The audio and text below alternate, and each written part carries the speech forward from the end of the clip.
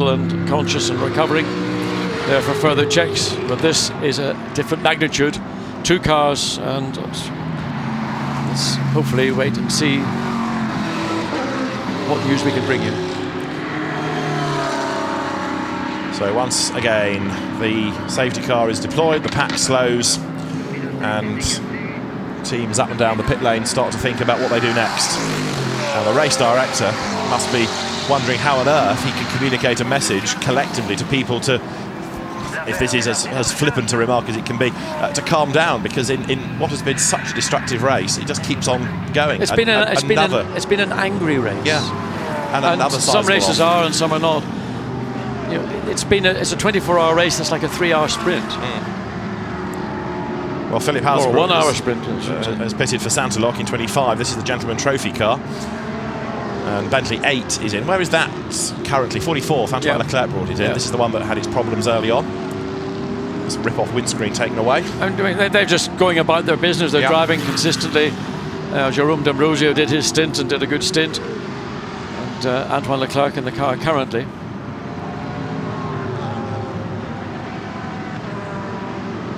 So that's the second of the Santalok cars. The same team operates that operates the white Ortelli Sandstrom Gilver car. But this is the Gentleman Trophy entry for largely the older driver, and with a bit of tongue-in-cheek, the team enters it as the Santalok Junior team entry, which I think has got a nice touch. Well, I think you've got to have a sense of humour some days, and it's a nice way to, you know, take the heat off the more elderly of those competitors here this weekend. Yes, yes. Philip Hausbrook, who brought the car in, has been racing for what seems like ever and a day. You've got Marc Rostam, Claude-Yves Gosselin, Formula 3000 racer, early 90s, and Jean-Paul Bouffin as well, who's a quick club racer in France. Right, the leader is in. Laurens Vanthoor elects to take on some more fuel. Because we've had so little proper running, the strategies aren't really showing through yet. No, I mean, we've had, well, the race started at 4:30, it's coming up to 9:10. Of that, little over half has been actual motor racing. And again, we've got a major incident done in the exit of Stavelot, and will take some time for that to be cleared before this race can once again get underway.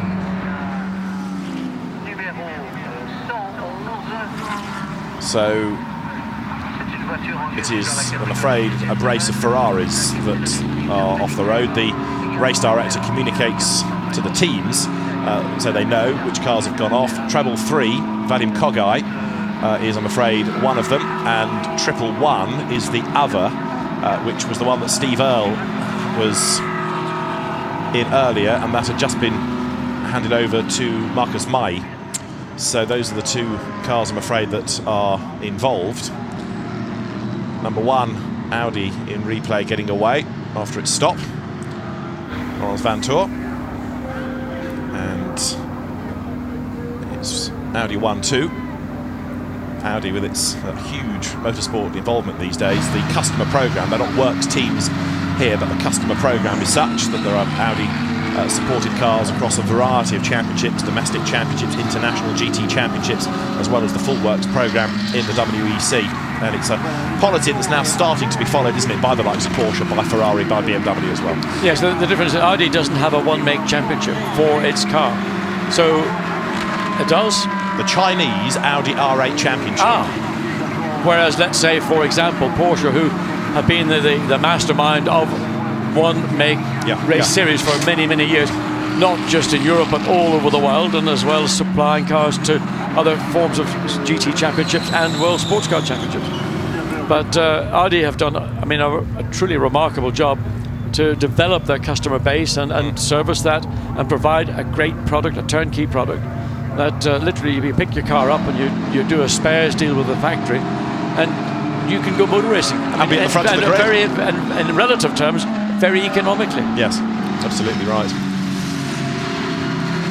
Yes, we had a graduate of the Chinese Audi Championship racing in British Formula 3 here earlier on in the day, but it's only a couple of years old. It's a relatively new championship, but yeah, I mean, Porsche has been the benchmark, hasn't it, for one-make championships for many, many years with its domestic Carrera Cup. You've got the Lamborghini Trofeo now, which is a hugely successful, which supports the Blancpain Sprint and Enduro, and those are quick cars. I mean, those they're not to the level of Group or GT3, but they're four-wheel drive, of course, as opposed to the GT3 version of the Lamborghini, which is rear-wheel drive only. And there's Trofeo Maserati, there's the Ferrari Challenge. So, yes, if you want to go one-make racing, there are lots of exotic cars to do. It's not like the old Fiesta Challenge in the UK or the Metro Cup, is it? Things have moved on a bit. Metro Turbo. That's right. Yeah. Peter Baldwin and Dave Loudon to the fore. We're going off at a tangent, I know, but the safety car is out, so we can indulge. We have done 91 laps, not many of them racing, but 91 laps have been done. Lawrence Vanshaw stayed at the wheel of the car, number 1 Audi that leads the way. And you can tell now that the light is starting to fade. The headlight's getting brighter and brighter. The cars have to have the lights on as the regulation. And the drivers weaving around to try and keep a bit of warmth in the tyres. Does that actually do a great deal at this kind of speed, John, or is that more because they think they should be doing it? I think it's a bit of a divided view on it. I mean, I personally never thought it did a huge amount, but if you believe it, it's a bit like a placebo. You know, you take it and you think it's going to cure every illness you've got, and that's just a sugar tablet. If you believe that's as important as it actually having an effect. Okay, so now you know, everybody. The field turning its way down through Bruxelles, just to touch on once again the fact that with a circuit of this length, you have 2 safety cars, and therefore there are 2 groups. We talk about the safety car being deployed, but that's out of laziness, really, rather than accuracy. There are 2 safety cars. It's a safety car, period, but there are 2 groups on the track. Michele Rugolo is pitted, Pro-Am leader. That means Alexander Sims runs behind him in Pro-Am, and then Stefano Gai's Ferrari is 3rd. The 38 Aston having dropped down the pecking order a little bit after its most recent pit stop. And new set of tyres going on to the Ferrari. Interesting, though, that some teams have elected to try and double stint because they haven't used them, and not that many minutes after, for example, 77 pitted, bang, we're back to safety car. Absolutely. I mean, clearly teams are thinking that with the level of safety car interventions we've had, the number of laps we've run, we have not been wearing our tyres. No. Consequently, we save time on a pit stop, and I mean, 24-hour races, endurance races, are about the least amount of time spent in the pits. Yes, indeed. And if you can spend less time in the pits than anybody else or your principal competitors, you're going to be in better shape. And there's a bloke at the Pirelli area in the paddock who's thinking, well, this is bad for business. I've got all these tyres, I've hardly sold any. He'll get there in the end. They'll get there. They do a phenomenal job in these 24-hour races to service so many cars, and suddenly it'll change due to the situation that we've got a safety car intervention again. Major incident down at the exit of Stavolo. So how long the safety car intervention is going to take, difficult to anticipate, but it was a major incident. So for some, it's a chance for a catch-up and a natter and a glass of red wine. For others, they've still got cars to worry about in the race. And I'll tell you, the race director, Alain Adam, who is this year the principal race director for the Blancpain Endurance Series, he was here as the deputy race director last year, has had one heck of a day. Good to see some British Marshals as well on post. Look, members of the British Motorsport Marshals Club tell off the badges. And because Spa is such a good circuit and a great event, and lots of marshals are needed, good that some from the UK have come over here. Yeah. I would not want to be the race director for this, would you? No, this has been pretty difficult. Really, from the point when the lights went out, and we've had so many incidents, literally back to back to back. I mean, safety car is being brought in, and at the point when it's just making its way up the pit lane, another incident occurs. This one, we had maybe 25 laps of clear running, not even 25 laps. I'm still intrigued as to what it is that's causing them, because okay, we've seen in some cases maybe drivers pushing too hard on cold tyres, but we have the incident in this case with 2 cars involved. Let's just go back to the pit lane quickly and hear from Ben Constanduros and Richard Abra. A couple of laps ago, we saw the MP Motorsport car coming into the pits for its 4th stop, so Darren Turner getting back in again. It seems that you're almost nearly a whole stop ahead of the Ferrari that just pitted. Yeah, we kind of did it a little bit differently under the long safety cars with everyone else. I think the opportunity was there to pit early and get the AM drivers in as early as you can, but we stretched our stint as long as possible, so we're racing for championship points, so 6 hours was the first goal for us. So Darren's now in till 6 hours, and we're hoping that we're at least one stop ahead of cars in front of us. So the idea then to get Darren as far up the field and register some points? Yeah, we're racing 6 hours, and then we start again for the 12 hours and from there onwards. So that's the way our strategy's working for sure. And how did it feel out there? I guess you got some running under green flag conditions? Yeah, all of my running was actually was green flag, few yellow flags, but yeah, it was really good. I mean, I had some, the car's mega, no problems, just being careful in the traffic, which there's a lot of, and just trying to bring it back, really. And the condition of the circuit after all those accidents? The circuit's fine. I didn't have any problems. There's a lot of rubber already starting to build up, bit of debris, but online it's fine. Thanks so much, Richard. Cheers, thanks. So Richard Abra just explaining how they've cycled through the drivers. Thought Mark Poole had to have done an hour in the car as well in the first 6 because he's a bronze graded driver. So they need to factor that in, I think, somewhere as well. But I had to do that at the end of the period, but that needs to be factored in, I think I'm right in saying that. So what that now gives us in Pro-Am with the next round of pit stops is Steve Wyatt in 52 becoming the class leader. That's the car that, there it is, 52. That's the car that Craig Lowndes will take over in due course. 52 turning its way up through Les Combes at the moment. Steve Wyatt, another regular Ferrari racer from the Ferrari Challenge that we talked about a little while ago. This is the overall classification. Audi, Mercedes, Audi, Mies, Sandstrom, Verdonk, Fassler, BMW 5th, Lucas Law 6th, Lawrence Vanthoor, Max Gutz is up to 7th, Steve Wyatt is 8th, 9th now is Abdulaziz Al Faisal in the Mercedes of Black Falcon, and 10th is Alexander Sims for the Curie Cost Barwell Motorsport conglomeration, ahead of Stefano Guy, Lucas Lasser rounding out the top 12. And 30th is where you find the Lamborghini, which is Roger Lago's car, the Australian. It's his car from the Australian GT Championship. He's driving it at the moment, doing his Spa debut. And the field turning its way then up through Les Combes, with the light now fading, the headlights getting brighter and brighter. Low lights on the Ferrari, that'll be interesting. Yeah, and one light on the Porsche, that'll be in the pits as well, get that one cured. Yes, if it's a mechanical aspect like that, the race director can issue the black and orange meatball flag, can't you, bring them in? The car, Ferrari running without lights, there is one of the McLarens. Normally there is a point, a signal on the pit lane. Once it goes purple or whatever the chosen colour is, that means it is mandatory to have your lights on. I would have thought we're reaching that period very shortly, because a car without lights would be invisible in some instances too, particularly if it was a car catching a slower car. So down through Bruxelles turns the pack at the moment. Quick check on McLaren's after their earlier woes. 99, which was the Kevin Est car, now's got Andy Soucek at the wheel of it, and it's running in 19th place, and 98 with Nicolas Lapierre is in 21st, but they're both 2 laps down on the race leader. Admittedly, that's slightly false at the moment, given where certain cars are in the crocodile behind the safety cars, plural, but they've certainly lost at least 1 lap, even if they gain another one back on pit stop. So it's going to be a long slog for some of the teams. I mean, for a lot of teams, unexpectedly so. But you know, we're just over the first quarter, or coming up to the first quarter of this race.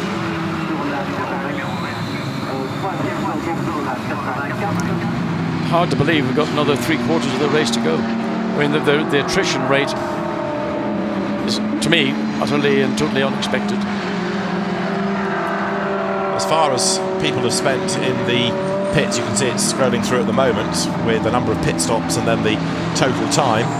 So 5 pit stops, 9 minutes and 52 seconds, which is a stop more but less time than some others, which is quite interesting. Number 93, 6 stops, 8 minutes and 51 in total. Well, one of those stops was a drive-through, so that's a slightly false one. Skewed statistic. Have a look at 38, 4 pit stops, 12 minutes in total. Number 12 BMW, 4 pit stops, nearly 12 minutes in total. It's all very interesting, this. Yep. And as we've been making the point, the less time you can spend in the pits, the better your chance of a good result. Got to be brave to get up there.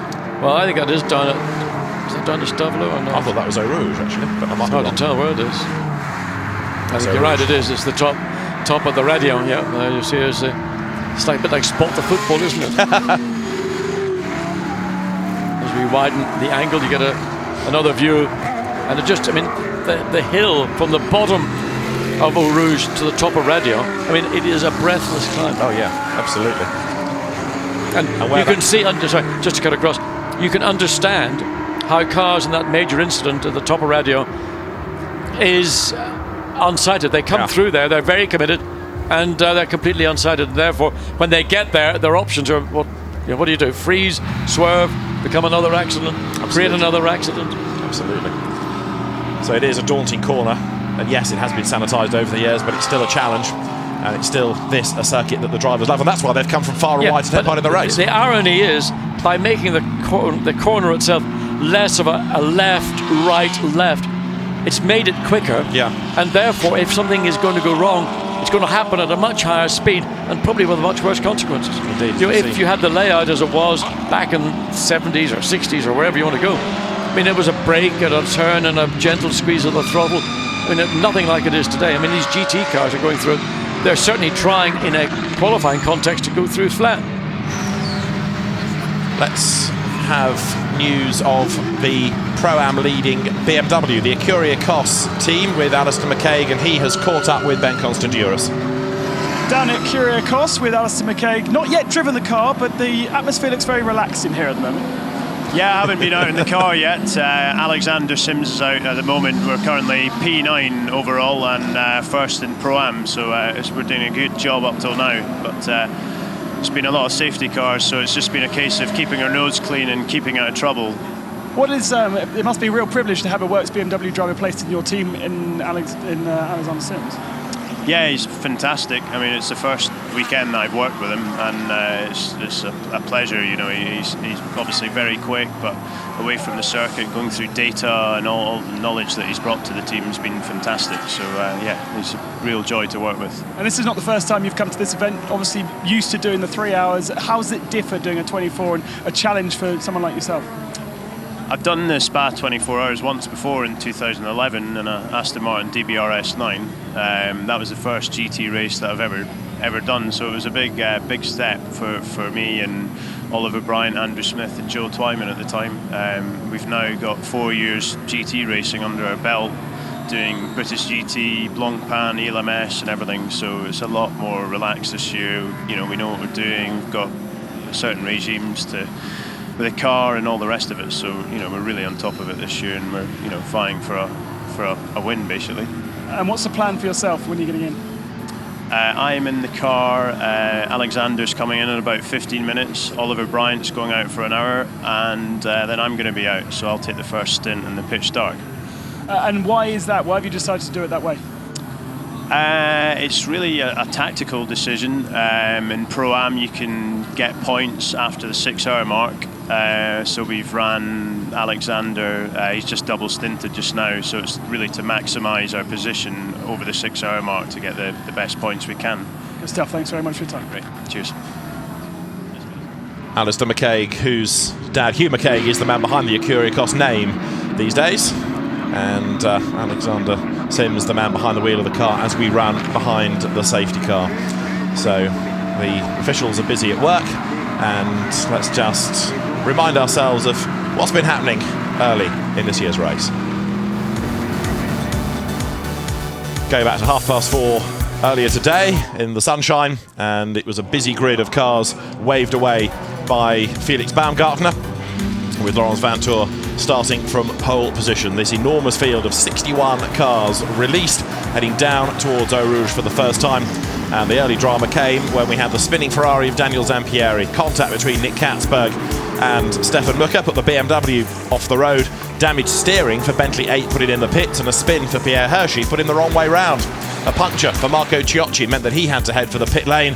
The team at AF Corsa got to work on damaged bodywork and on a new tyre. Out on track, some great battles raged on, but the fun was going to be curtailed soon for a few of them. Kevin Estre had to pit and change a fuse. There was contact as Captain Masaccio got turned around by Martin Ragginger. Alvaro Parent was very brave. Vincent Voss was a tad worried. First round of pit stops cycled through. Martin Ragginger's Porsche developed a fluid leak and spun on said fluid. And then it was all about Marc Vidiers trying to get the two BMWs up through the order. Battline was not happy about the antics of some of the back markers, and indeed 77 in the hands of Dirk Werner was badly delayed by Olivier Grutz in the McLaren as he headed downhill. Then the drama really started when we lost Václav Maliv's Ferrari at the top of Eau Rouge. That was quickly dealt with. On the restart, Tim Mullen had an off in traffic. The safety car needed to be deployed once again. And what that meant was that more and more teams made their way into the pits to cycle through the next stops. The race got underway briefly, then we lost Karim Ogier. It was another safety car period to sort that one out after the Saudi driver had a big off at the top of Radion. Jürg Müller hit the back of Giacomo Piccini, turned the Ferrari round. There was damage and laps lost for the BMW, and then the car suffered a drive-through penalty. Then Andrew Danilev lost the Ferrari and caused mayhem at the top of Radion with yet another accident that caused 5 cars to retire on the spot. René Rast was confused when he saw a green flag and a yellow flag almost simultaneously, so he backed right off to make sure he couldn't be deemed to have scored any advantage at all. But the number 1 Audi was still in the mix. More contact. Steve Earle's Ferrari got turned around. He limped it back to the pit lane. The Team Parker Racing Audi suffered a punctured tyre and that had to head for the pits as well.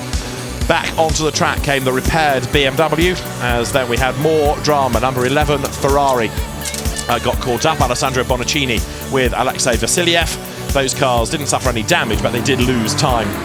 Christopher Mies then took over the lead of the race, and as you can see at Spa, a red flag is being shown. The race is being suspended. A race suspension is going to take place, and so the cars, rather than continue to circulate behind the safety car, will stop on the track. The race is being suspended, not stopped, suspended. And so we have, for the first time that I can remember at Spa, for certainly 24 hours, a race suspension. We have had it in the 1,000 kilometres here a few years ago, and that was caused, strangely, by a local power cut. And there wasn't enough power, even though the circuit has its own independent generator, that lasts for half an hour. There wasn't enough power for the internal communications and the lighting system to function. This is for a completely different reason. No mechanics allowed on track. The cars have to stop. And so we now will have the situation of the field parked on the track, and those that are in the pits will finish the pit stops and then I think be allowed round back to join the queue of cars. So Ben's going to be busy for us, I think, now, finding lots and lots of people to talk to down there. The drivers remain in the cars for the moment. We have the red flag and a race suspension situation here in the Spa 24 hours, which is something very unusual indeed.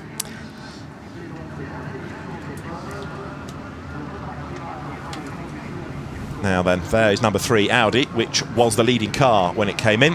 Christopher Mies at the wheel of it. And we had, as it crossed the timing line, just done 4 hours and 57 minutes of racing.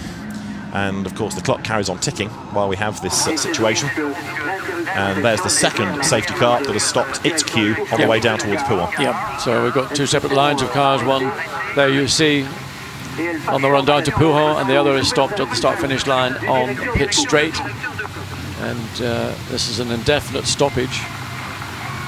Although unclear as to what time will be required to get this race back underway, but a difficult time for drivers and for teams. Baz Leinders and Dirk Werner is with him. Wonder where they look like they've been down to see somebody. Could be, yes. Quite often the case when the team manager and the driver are making a walk up or down the pit lane together. There's usually been a request to come and see the officials. May not be, but well, frequently is the case. Indeed, or unless they thought we'll go and have a word with Lucas Law, and then the call came that no mechanics allowed on track, so they've had to head back to their garage. But you could be right, John, yes. You never know, really. Indeed. It is a chance to have a look at some of the balletic pit stops, drivers in, drivers out. This is the Nick McMillan, Alex Buncombe, Florian Strauss, Wolfgang Reip Nissan. Throw your gloves away, get the tyres off. 2 mechanics per corner to do the work. When you see this, particularly in slow motion, it looks so easy. But even a racing wheel, a magnesium racing wheel and racing tyre, is still 15 or so, or certainly 12 kilograms. And you've got to be physically strong and physically fit.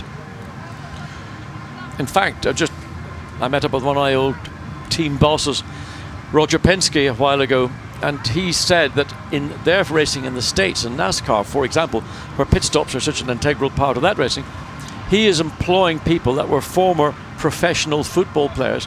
Really? Because they're just very, very strong and fit. And they're fit and they're agile. And the whole thing of taking off, in that case, it's a steel wheel, and doing it with one hand and putting another one on with the other hand. So, whether every team in the pit lane has got a program, apart from doing lots of practice, but in terms of getting the guys fit, getting their diet appropriate, 24-hour races are very tough physically on everybody. Everybody assumes the driver is the one that gets beaten up. The whole team are exhausted. Yes. And of course, they have to do this every 65 minutes to do these pit stops, and they've got to be fit all the way through with lack of sleep. But these pit stops, in theory, should take the same amount of time each time they're doing the same work, but they're more tired. They've done it once, twice, 3 times, 4 times. It takes it out of them. The tiredness is where then the errors creep in. Indeed. And that's where it's important that every member of the team that's got an active role, certainly in the pit lane, is eating correctly, hydrating constantly, because dehydration is one of the real scourges of motor racing. The driver obviously is prepared, got a drinks bottle on board, but there are other areas within the team, and particularly the team itself, the ones that are the members of the team who are servicing your car or cars. They must eat regularly, they must eat the right things, they must hydrate. Many of them will be on a fitness program. That's how you cut out errors. And of course, these are teams that we're talking about that are very well drilled, so all the guys know what they're doing because they're racing somewhere every weekend. They know what to do, but of course, because these guys are doing it every weekend, they're not getting a huge break between races, so they have to be fit, as you say. And I mean, what used to be the case in endurance racing was you'd be a small private team and you'd bring in what would be described as your weekend warriors, your mates or mates' mates, who would come in and help, and they did it because they were enthusiasts. They want to be involved. That was a way for them to become involved, and consequently, the quality of the pit work was not there. So the way you get quality is to go through all these, cut out the errors. Bad luck, something which one of my team bosses, Ron Dennis, always maintained is an excuse. Bad luck is bad preparation, bad manufacture, bad driving, whatever. Let's go and find out what's happening at Motorbase, because Ben Contaduras has found Le Patron, David Bartram. David, firstly, what's your understanding now we have a red flag situation? What is the sort of protocol for the cars? Well, basically, they've stopped the cars on circuit in 2 positions behind the 2 safety cars for a helicopter to land, or 2 helicopters to land. Once the helicopter has taken off again, they'll restart the race behind the safety car, 1 lap, and the safety car will peel in, and they're obviously parked in the order they parked up in, so the race will continue. And you guys aren't able to touch the cars at all? No mechanics near the cars. Technically, they're still on track, still racing. Just doing it stationary at the moment. So that's where they stay until the clerk of the course says different. So how do you manage your driver in this sort of situation? He's sitting out there on his own with no other people to talk to. Well, it's great because I took my headset off to talk to you. I can't hear him whinging about how hot it is. It's quite hot in the car. Mr. Kane's in there at the moment, Michael Kane. He's used to me putting him through extreme conditions, so he'll sit there quietly and moan down the radio when I listen to him. It must get quite hot in a car that's got a very hot engine, and it's sort of heat sink must be a problem, right? It is with the V12 Aston, because obviously the engine's quite set back into the bulkhead, so it's pretty much down by the driver's feet and legs. And he has been moaning about the heat sink. As it's sat, the temperature rises. You think the car's not doing anything, it gets cooler. It doesn't, it gets hotter. So he's sitting in there like a little baked potato at the moment. What is the difference between running a team in GT categories to what you do in the British Touring Car Championship? GTs is a different form of racing completely. Touring cars is 20-minute burst racing. It's very fast and frantic, good entertainment. GTs is a different approach entirely. There's a lot more involved, a lot more team tactics involved. They're both very good forms of race. I like them both greatly, and I'm very, very privileged to have a British Touring Car team and a GT team at the moment. And I'm enjoying both immensely. Good stuff. Thanks for your help. Thank you very much. So David Bartram puts his headset back on so he can talk to Michael Kane, and he has a word with Andy Dean, in fact, on the pit wall, the team manager. And Mrs. Bartram has just walked through the door, but I'm afraid you've just missed his words of wisdom, Barbara. But You saw him on the TV. So David Bartram goes back to work, goes back to look after the team. And this is Audi number 3. This is Audi number 3, the leading car that is in the garage. Mechanics have been working on the car. Now, why it needs work, I don't know. We haven't got there yet. But you can see all the marshals there. And the discussion is now whether you're allowed to work on the car if it is in the garage, in the pit lane. Well, the question was, did it come into the pit lane after the red flag, or was it in the pit lane before the red flag was actually shown? But obviously, it's the team know the rules inside out. They know what they are permitted and not permitted to do. They seem to think they can do work on the car. There's the rear engine cover being lifted on that particular car. So they think they're allowed to work on the car. But it's a question of whether it is no longer on the racetrack, but was it in the pit lane prior to the red flag being shown, or did it come after? And the other curiosity is what happens, or what has happened, that means the leading car has had to go into its garage to have work done on it. My first thought was that this might be an ample time to do discs and pads, because Audi have to change them twice, I'm told, during the course of a race, normally after 11 hours. I know we're nowhere near that yet, but if you've got this time and you could touch the car, then do it, and it might save you some time in the long run. That's my only first thought, but I'm willing to be proved wrong. Yeah, I mean, I'm not quite clear, because the picture, we were getting some picture breakup, it was not easy to determine, but they took the engine cover off. It didn't look like people were rushing around, taking off wheels and then getting into the calipers and discs. So whether it is a problem that we have yet to be made aware of, or whether they're just giving the car a check over, because they're in the garage, they may feel that they're not on the racetrack. But my issue would be, were they in the pit lane and in the garage before the red flag was shown? So the team working on the car and discussions going on with the officials. The drivers have been given the indication via the timing screen and then relayed to them by the teams that they can leave the cars, because clearly we're not going to be in business for a few minutes yet. So the drivers stretching their legs, because you're cooped up in the car. Even the safety car driver and observer have got out of the Porsche that we can see right in front of us. So everybody getting a bit of air and stretching their legs now. But David, one of the when we were off camera, one of the questions I asked is, when are the safety cars going to be refueled? Are they refueled immediately when the car is returned to the pit lane? And is there refueling at the second safety car station out in the middle of the track? And I'm trying to remember if there are 2 or 4 safety cars, because it might be that if one needs refueling, that can be pulled in and replaced by another. And I'm trying to remember whether that's the case. But it's a good point. They've hardly had a chance to do it if it is needed. And there have been relatively long safety car interventions. And while we don't think the safety car is running particularly quickly, it is still being used and it's still consuming fuel. And it's amazing just how quickly you will run down. I think we're trying to get Thierry Tassin to speak to Ben Constanduros in the Audi garage. Again, that little bit of breakup as we looked into the Audi garage, to maybe have Ben put the question to Thierry Tassin. Is there a 4-time winner here? I'll need to check that in a moment. I was just thinking, have you ever been asked to do a safety car drive, to be a safety car driver, just out of interest, for any event or not? Never been asked to be a steward, let alone a safety car. Oh, John. Something wrong in the world. Hint, Charlie. Yeah. No, I was just wondering as to what instructions are given to a safety car driver and how much you have to push on. Thierry Tassin, 83, 86, 94, 96. There you go, in the good old touring car era, when it was partly the old ETCC days, and then effectively the race for touring cars was run as a one-off with all sorts of Group N Plus cars in it. In fact, if you read Autosport this week, there's a great piece, Gary Watkins talking to Steve Soper about winning the race when he wanted to go home and see his newborn daughter and was told, no, you're not going, you get back in the car. And he was so angry, he hunted down and caught and passed Eric van der Poel and won the race. But it's a good story. Bit of psychology involved there, wasn't there? Yes. Well, it worked. And Eric van der Poel's radio wasn't working. He's the man, incidentally, Eric van der Poel, that's won the race more than anybody. 5 times, And his equivalent of Le Mans is here as an ambassador to Bentley. Oh, right. Better give him a mention, otherwise. Go on, John. Well, Derek. The great Derek Bell. Derek Bell, 5-time winner of Le Mans, as a Bentley ambassador, is here with many, many guests and customers.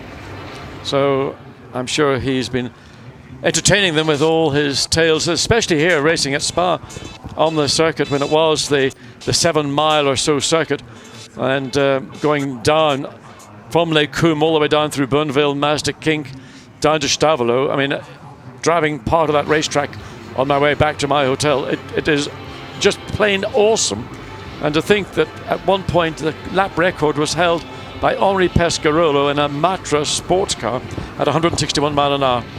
Unbelievable. We've been joined, while we have this race suspension, by Stefan Ortelli, I'm delighted to say, who's taken some time to come and see us. This is a very strange race, Stefan. In fact, let me come back to you in a moment. We'll just hear, first of all, from the pits and hear from Thierry Tassin from WRT, who is with Ben Consideros. We'll come to Stefan Ortelli in a second. Ben, first of all, in the pits.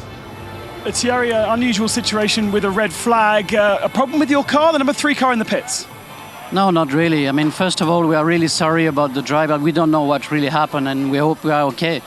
I mean, what we did, we simply, I read the regulation, and it says when there is a red flag, you can come into the pit lane, and you can, refuel, and you can do a full service. So we needed to change brake pads anyway, change disc, and we had a problem with the gearbox, so we had to look at the gearbox, and that's what we are doing. Of course, we get a penalty for doing that, and the penalty is a drive-through. But we felt it was better to go to do the full service. They have a lot of time, and then we will restart and get a drive-through from race direction. And you get the drive-through because you drove into the pits under red flag? Yes, that's the penalty. That's the regulation. Drive-through when you pit under red flag. So you're happy to take the drive-through penalty? Well, I mean, that's a regulation. I'm not happy to get a penalty, but we had to compensate. On one side, we get a drive-through penalty, and on the other side, we can do a full service that would normally take, 10 minutes to do all that. So, we said, why standing and waiting, and being on the grid doing nothing? Let's bring the car in, and we can then restart with warm tires and everything. Overall, it's looking pretty good for WRT. So far, so good, but when 24-hour races, that, everything can happen. You feel everything is going well, and then all of a sudden, bang, you have a technical problem or the driver makes a mistake. So until the end, you're never sure. Well, I hope everything goes okay with you guys, and we'll speak to you later on. Thank you for your time. Thanks. See you later. So Thierry Tassin goes back to work. Right, Stefan Ortelli is with us in the booth. Stefan, I was going to say, this is a really weird race with so much damage early on.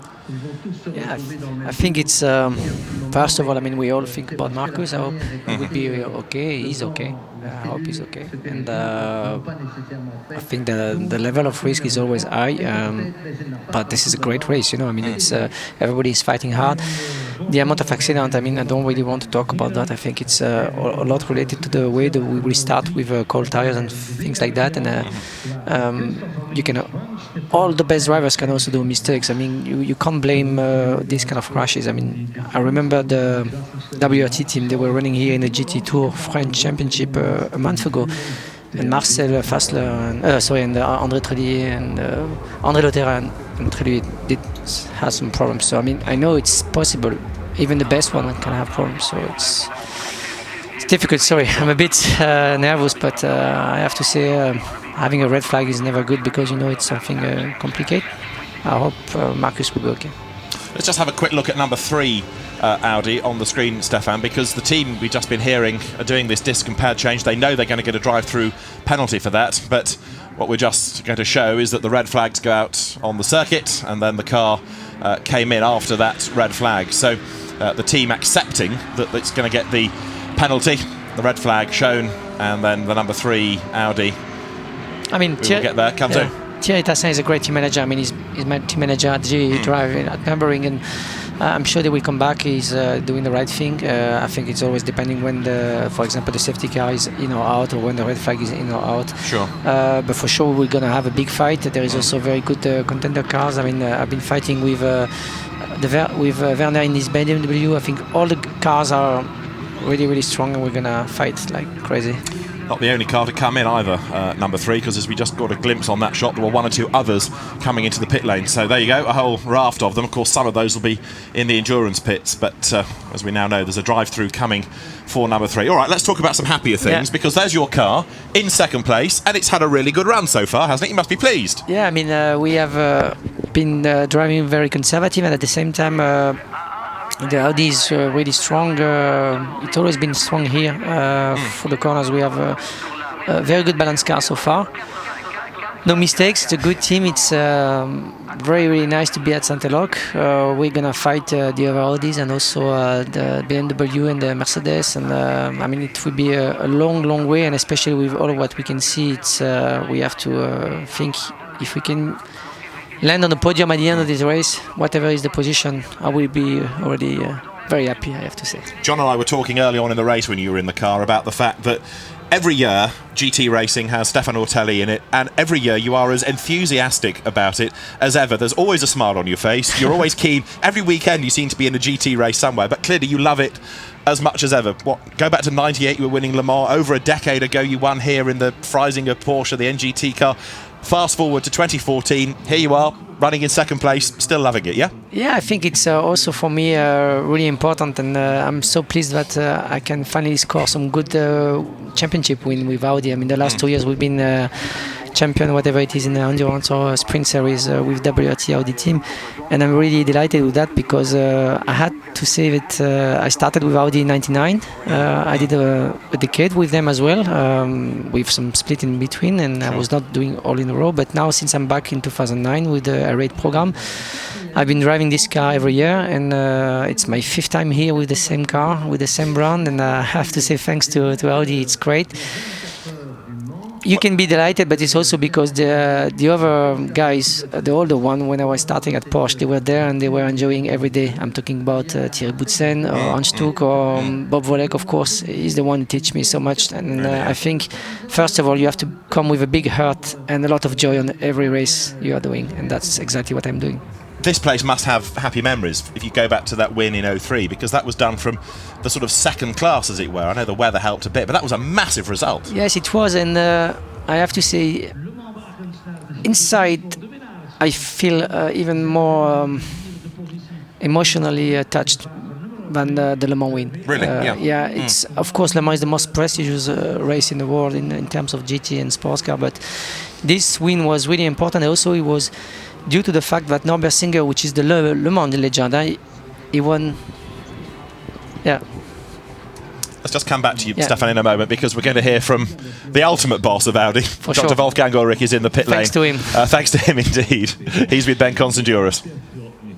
Indeed, the ultimate boss of Audi Sport here to oversee what is effectively a customer program, isn't it, here at the 24 Hours of Spa? Yeah, I'm here to give a support to this team of WRT from Vincent that is doing since many years a great job, and they have prepared everything here. I like this race, therefore I've been here for the last race, and I wanted to come and see what's going on this year. Unfortunately, I have seen many accidents until now, and yeah, it's not what we all like, but it's a part of racing.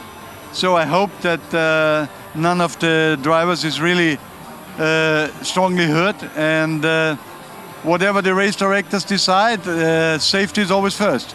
So Audi have won Le Mans, they won the 24-hour Nürburgring. How important is it to do the triple? I mean, it would be great. It would be something very special because it doesn't happen that often. And I think the team really tries to go for it. It's as well one of the reasons why I made the Le Mans winner team available for the team to race here in Spa. They wanted to do it by themselves. My son wanted to have them, and it just fits nicely together. So I hope that the race goes on and that we can have a nice fight to the very end. So is the idea from the drivers then to come and do the 24 hours, not from Audi? Yeah, I mean, it was for sure an idea we had as well, but they asked me already last year that they would like to come to Spa and do the race. And after the good result we had in Le Mans and already discussions before, it really made sense. Now, you're very good at spotting talent around the paddock and nurturing talent. You brought in people like René Rast into the team and the fold of endurance racing. Who catches your eye in the massive paddock of drivers here who aren't at Audi? Yeah, you won't get name out of me now, but I have seen some guys that are really interesting. So the car's now sitting out on a grid. This is a very unusual situation. You can't touch them. Is there any worries about what the drivers are sort of doing out there? Yeah, I hope they will not be there for too long time, because most of them are wet from sweating in the car when they race, and if they're now standing still or maybe even out of the car, then it could get really chilly for them. And does it affect sort of tactically how you approach the race? I know, not at all. I mean, the cars are now on 2 different places on the racetrack. I think they're going to wait until the intervention for safety has been done. And then I think that the pace cars will restart again. And then after some laps, they will let the race start again. Dr. Ulrich, thank you very much for your time. Thank you. Good to hear from Dr. Wolfgang Ulrich then, overseeing all of this. Stefan, I'll let you go in a moment. Just a couple further questions. One, in a situation like this, where we have this race suspension, no mechanics allowed to touch the cars, drivers get out of the cars. In order to get strapped in again, I assume an instruction is given at some point that a mechanic can go to the car and help them get strapped in. Does it work like that, or what will the process be, especially for those guys stopped further around the track? Over there, I really don't know. I mean, yeah, really, sure. Even with all these years, never happened to me. Here in front of the garage, of course, you can talk, but they are not allowed to touch the car. Yeah. You can get a bottle of drink, things like that. I think now it's more about knowing what exactly is going on, and Dr. Rick said safety first, and I hope they will use the helicopter or whatever, and that especially for Marcus, that it will be okay, and then the race will start again. Okay, excellent. I better let you go and concentrate on your car. I'm so happy to see Dr. Rick like that, because I can tell you that he was crying the year we won. I mean, a legend won so many times Le Mans. Yeah. He's doing the World Championship, everything in touring cars he'd done in the past, and he was crying here when we won the race. The first time with WRT was the first Audi win back to the GT time. So yeah, I know how special this race is for us at Audi, and for sure we will try to win, and we will try to do our best also for our championship, the Blancpain Endurance. Stefan, good luck for the rest of the race. Thank you very much. Thanks for your time to come and see us, and good luck for Stefan Ortelli and Greg Gilbert and Edward Sandstrom for the rest of the race. So good luck to the guys at the number 26 Audi, as here we have this oh so strange sight of the cars parked on the circuit under this race suspension. When we've been talking to Stefan Ortelli just now, he's referred to Marcus being helicoptered away. Marcus Mai was the driver of the number 111 Ferrari, and he will be taken from the circuit. That is what we have been told from the media delegate to the championship. It's what obviously the drivers are being told, because Stefan Ortelli has referred to it. So just to confirm and clarify what was being talked about there. It is a very unusual situation, this, of course. It's something that the regulations kind of allow for, but with the mechanics not being allowed on track, the drivers, I suppose, I'm just thinking ahead here, they can, for those cars that are parked on the circuit, get back in and then drive to the pit lane and be strapped in properly. But we'll come back to what the race director will allow in due course about that. Well, I would assume that once this race recommences, it's up to the driver to ensure that he is completely strapped in. So even though some cars are in front of the pits, they've got this obvious help, but those out in the back, it's their responsibility. The story at the moment with the red flag conditions seems to be that the number 3 Audi is taking the decision to service their car under parc fermé conditions, incurring a drive-through penalty, but doing 10 minutes of work and only getting a 1-minute penalty. What's your opinion on that, Baz? Well, firstly, think about the driver who had the crash. Well, that's the reason why we have the red flag. So hopefully he will be okay, but it's of course not looking very well. Secondly, the thing is, normally when there's a red flag, all cars stop behind the red line, and in the rules says that you can actually go and work on your car. So you're allowed to work on your car behind the red flag because there's no parc fermé. That's how I see it. But if you come in, you get a drive-through. Thing is, got people standing here, other people on the other side of the circuit, and you cannot touch the cars. So there's definitely a big advantage what car 3 is doing. So I'm pretty sure they won't get just the drive-through penalty. Is that something you'll be pushing for? No, it's not me to push for. I think everybody saw what the situation is, and then it's up to the stewards to make the decision what the penalty will be. It's not for me to decide. And so for your 2 cars then, the 77 car seems pretty good, but the 66 has had all sorts of issues. Well, all sorts. It had actually one which caused several other things. I mean, there was all caused by the safety cars and the crashes. I mean, there was a safety car, then there was the safety car came in, and then again quickly there was another safety car, and then there's confusion. And when things happen so fast, then of course other things are going to happen. They're just there to happen. So York was the unlucky one. I think he was in a battle with a Nissan. They were looking at each other, and then before they realized, people were stopping in front of them. So very unlucky. And so the car now has a few issues that it still has? No, we changed all the front. Of course, we lost 8 laps. Then we had a small power steering issue, but then we had a small other stop, and that solved it. So it looks to be okay at the moment. Okay, so how can you use that car then to help the 77 win this race? Not really, I think. We're not into blocking other people or stuff like that. So no, we just hope we can come up further on the standings and finish with that car. I mean, we had 2 DNFs in Nürburgring, and it would be nice to have both cars at the finish. Thanks very much, Baz. Pleasure. Yes, of course, the rivalry between Marc VDS and WRT as the 2 Belgian teams is legend across Blancpain. It went down to the wire at Navarra 2 years ago with the outcome of the championship going to the courts because of a protest. There's not much love lost, and once again you could argue that WRT have got one over on Bas Leinders, and Marc VDS, by the way, it's elected to use this time to work on the car and take a drive-through penalty, but we'll see how it pans out. And I think Baz summed it up in some respects by saying it's unfair in some respects that those cars that are stopped out on the other part of the racetrack didn't have the option of what car 3 has done, as opposed to just simply saying, well, they've taken advantage and the penalty they're going to serve is severe. They've got a lap lead anyway on the second place Audi, so it's a net situation for the lead car. I think there's a valid point about what can those guys on the far end of the circuit do? They can do nothing. Absolutely, no, they're stranded, aren't they? And just looking to see where the second placed Audi is, it is in that second group of cars. It's still on the lead lap, but it's in that second train parked out over at Porn, as we've been looking a little while ago at those shots. This is what the top pits, the F1 pits, looks like as we segue back from La Source down to the bus stop. And it's a very eerie pit lane because there are people, there's silence, and there are no cars. The cars are in front of them on the other side of the pit wall. They can do nothing, the engineers, they can't go near them. But it's a really bizarre feeling, this. And the official car making its way up the grid, giving the marshals some water, and hopefully in turn that might go to the drivers who are standing there. Gradually now, drivers taking off crash helmets as well. Yeah, I mean, they were doing that quite a long time ago now. They're just simply, I mean, when you're in a race car and then you stop, you do get this heat soak.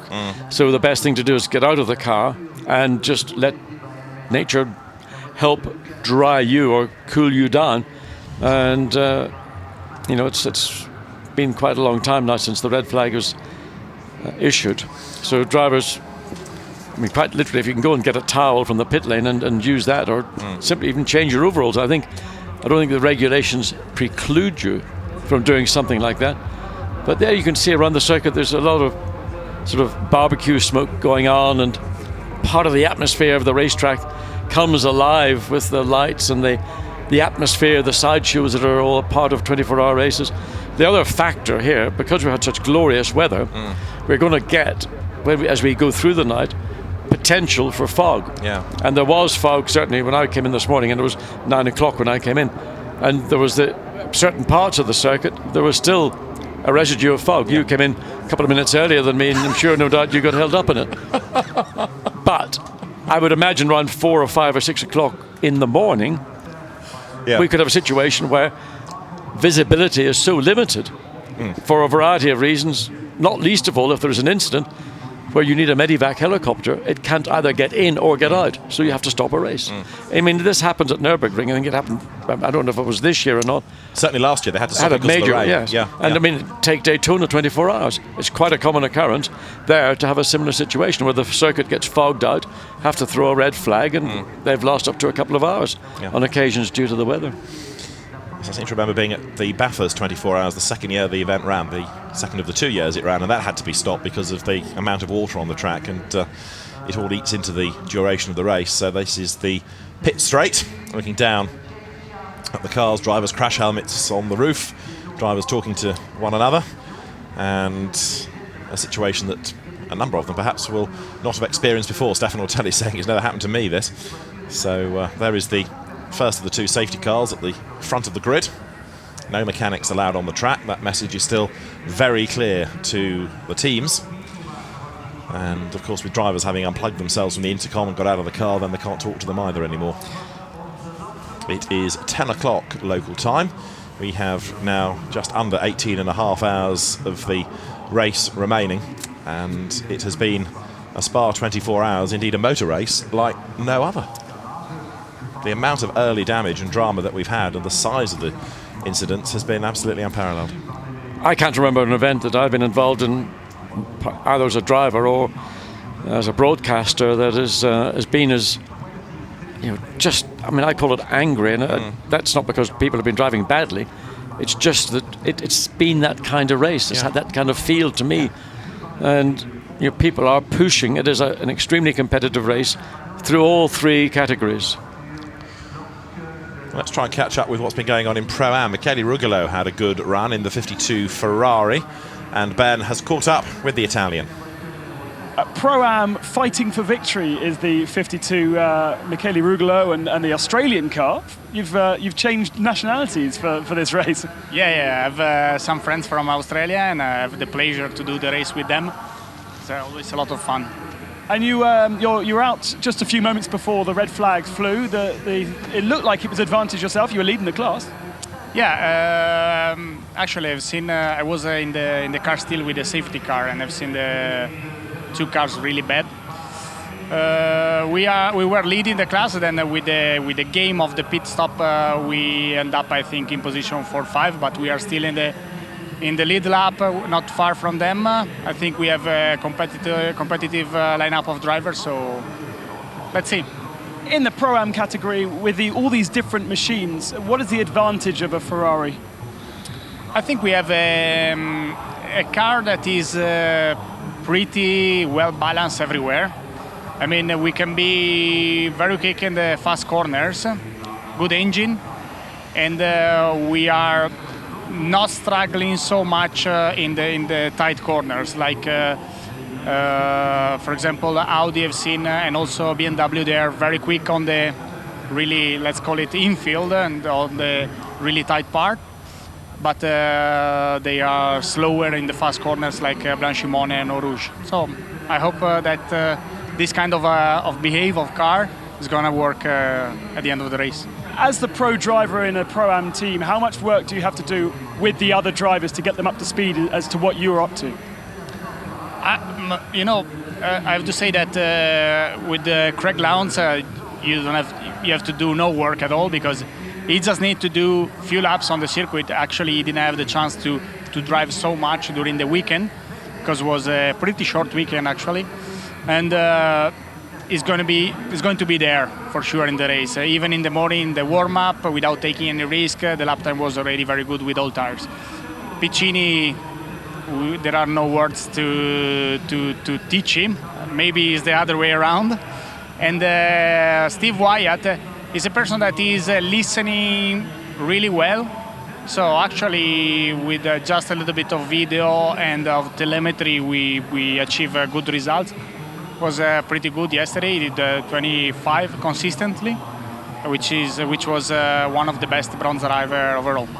Very good. Well, you're obviously a good teacher. Thank you very much for your time. Thank you.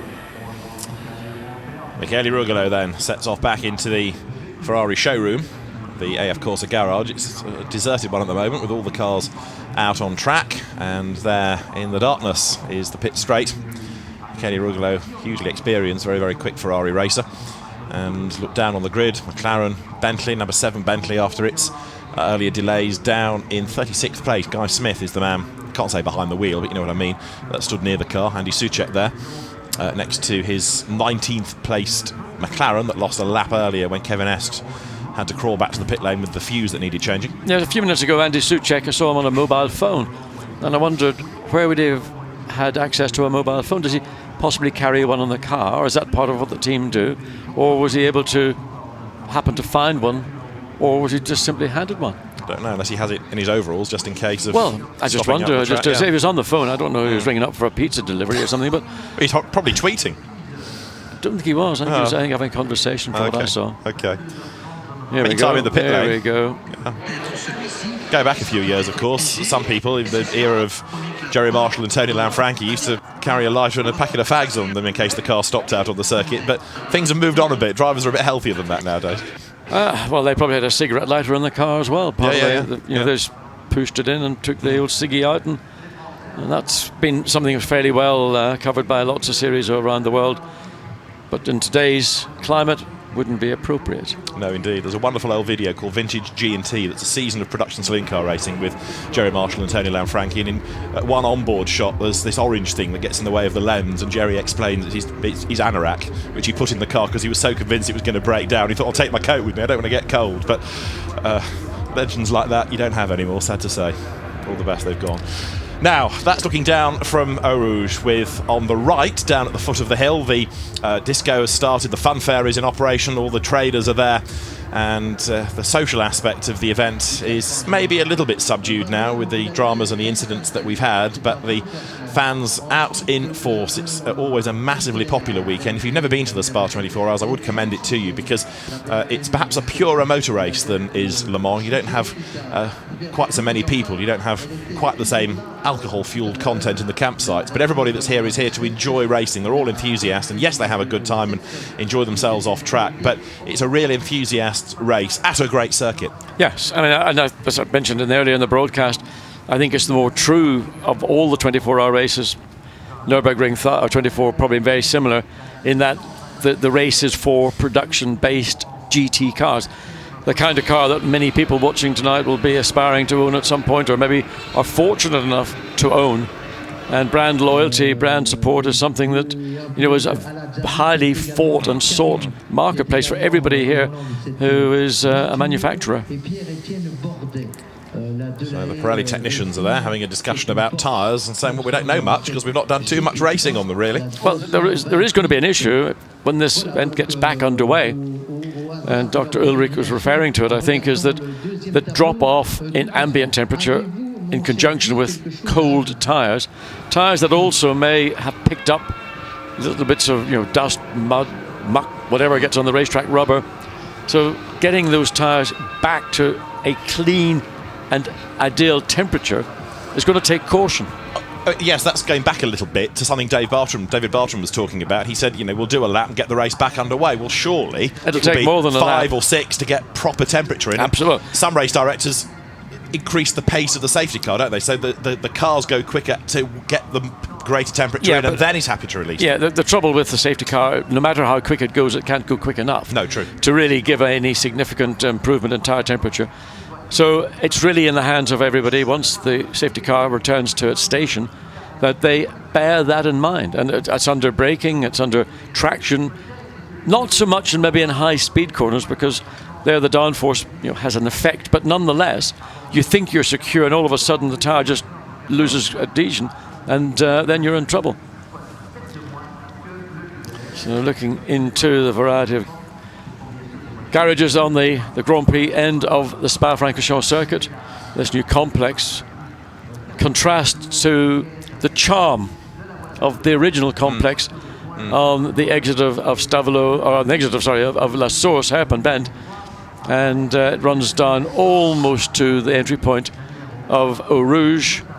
And if you ever get the opportunity to come to Spa, and while you may not get to stand on the team's side, but standing at Eau Rouge and watching a racing car, be it a GT or a WEC or a single-seater or a Grand Prix car, it is just awesome. It reminds you why you love motor racing, doesn't it? Well, it is the essence, the challenge. It is a challenging corner. In spite of it being made more and more of a less challenging corner, it still is a massive challenge. I mean, I referred Paddock Hill Bend. It's the Paddock Hill Bend of Spa. And in such a famous corner, probably the most famous corner of any racetrack in the British Isles. And it is also, instead of climbing up it, at Brands you're dropping down it, which in itself produces its own issues. But it's the incline or the uphill. It's just so steep. Working our way down the pit lane here, looking into the garages at Kessel Racing. Of course, that is the team that's just had one of its cars wiped out with 111, having had this big accident, sad to say. And so it's a very muted feeling at Kessel. Carry on up the pit lane, past HTP, the Mercedes, and you get to WRT, where number 3 is still in the garage. Well, it'll not be going anywhere until the race gets back underway. Don't like to see it rocking around on its jacks, though. There's the air. I'm assuming they've used the air jacks to hoist the car up. Let's try and catch up with one of last year's winners, because the great double winner of this event, Bernd Schneider, is in the pit lane. And we're going to try and grab a word with Ben, the multiple DTM champion as well. He is now with Ben. Bernd Schneider, what a pleasure to have you in the 24-hour paddock once again. This is not a professional thing, you told me at the start of the weekend. This is for pleasure, and you'd like to get involved with these sort of races. How's it going so far for the Mercedes? From our side, was quite okay. I think the Audis are quite strong. And the race speed, we cannot go this speed, but anyway, it's a long race to go. We are still in top 10. And now we're looking forward to survive the night, but it's just amazing what's happened so far. And the only thing what I do at the moment is crossing my finger that the drivers are okay. The situation with having so many large crashes in a short period of time, is this something you've experienced before? No, this is first time ever.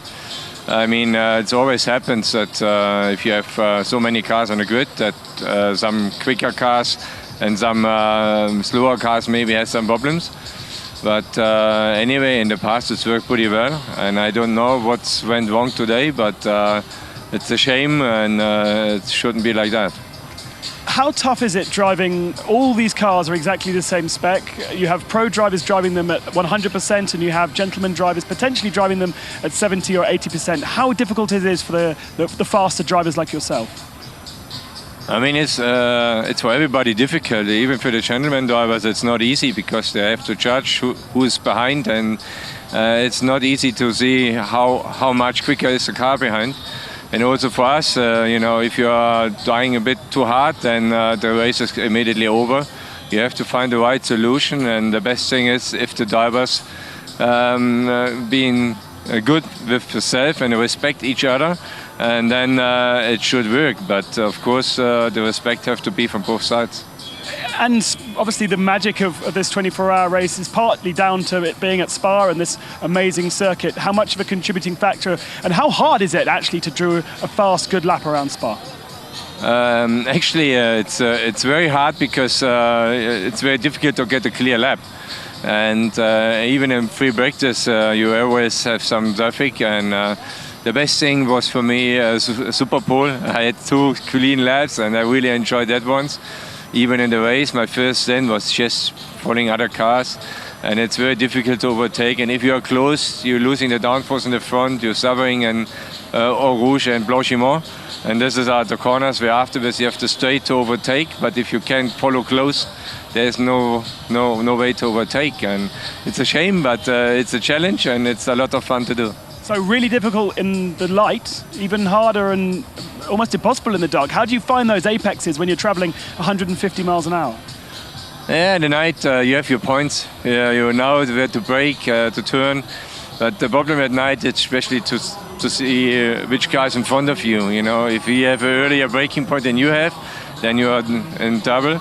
But it's just taking a while to get used to it. Then you have the feeling for it, what car is in front of you. But it's not easy, but all of the drivers are used to it. They're all experienced, and I hope now, if the race starts again, that everybody driving without mistakes, without any other accidents. Thank you very much for your time, Bernd. Thank you.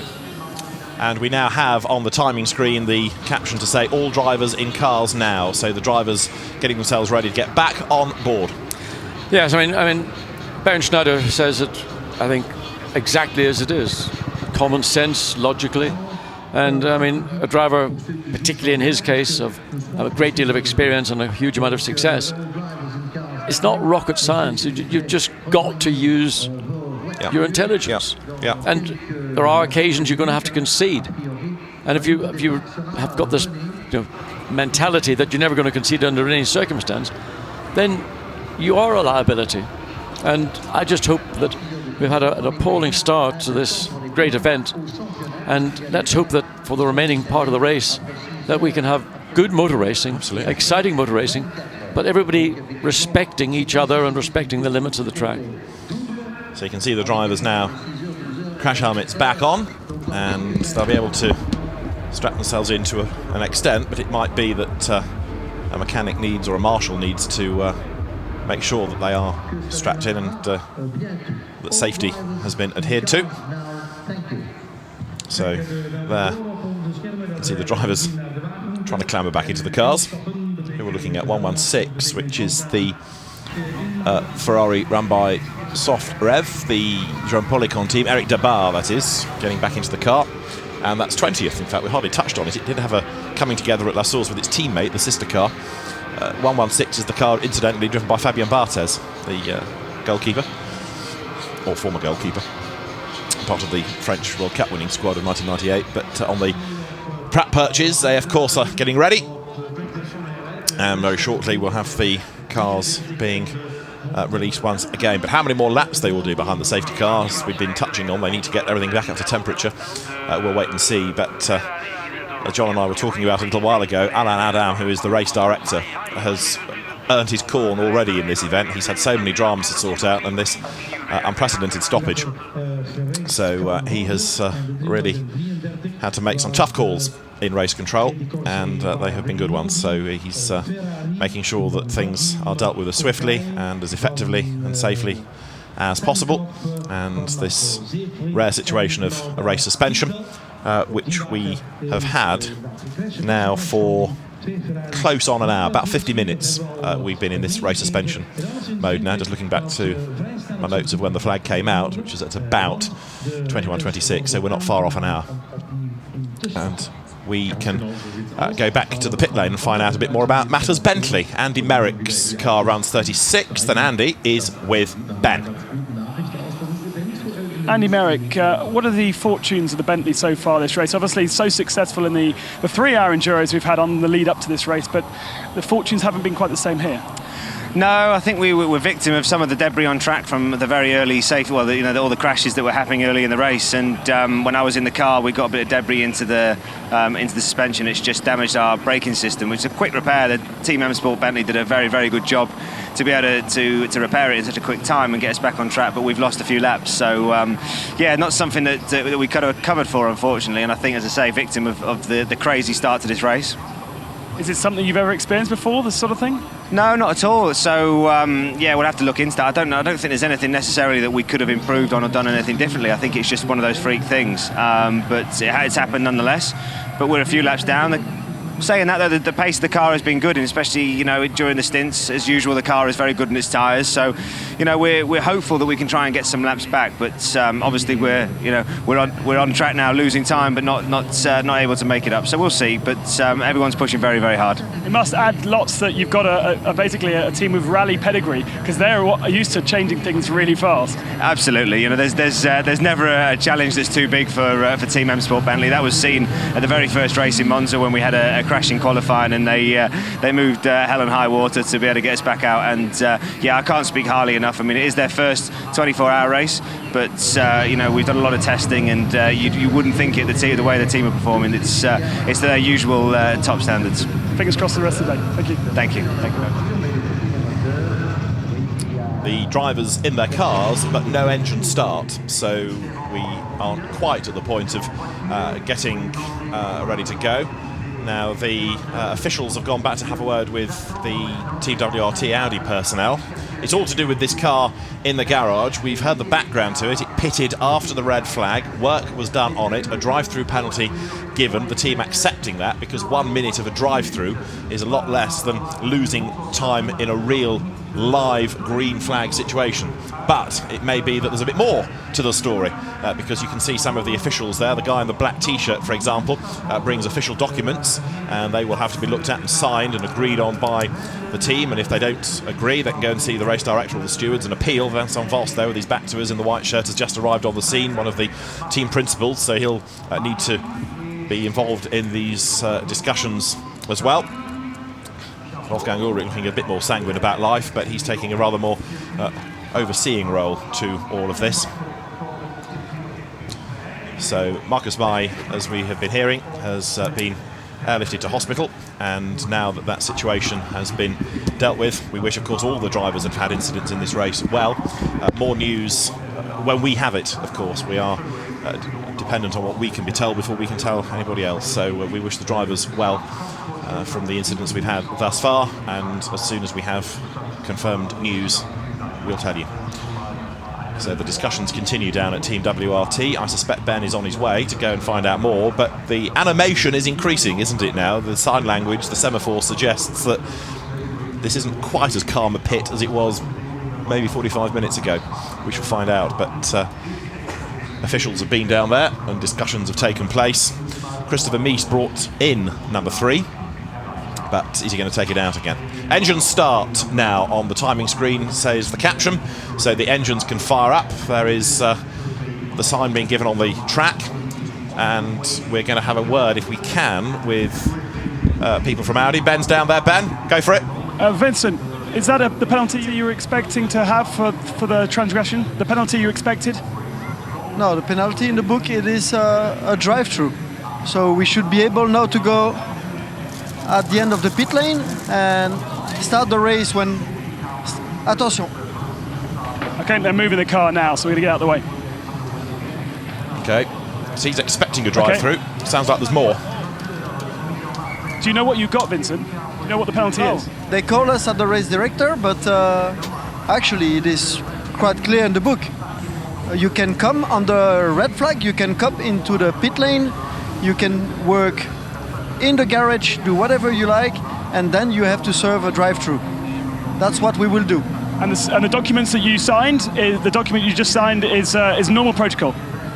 No, we are called at the race director, and now our team manager will talk to the race director. Okay, thank you. So there's more to shake out of this. Well done, Ben. So Vincent Voss, despite the stresses, at least is able to talk to us, which is good. And there might be a little bit more about this, but we shall see. Engines are being fired up. The safety car is due to leave the grid any moment. The estimated safety car start 22:22. Well, it's just nudged past 22:22. So as soon as the race director is happy, then... happy is a relative word in this race. Assuming he's happy, he will allow the cars away, and we'll keep an eye on number 3.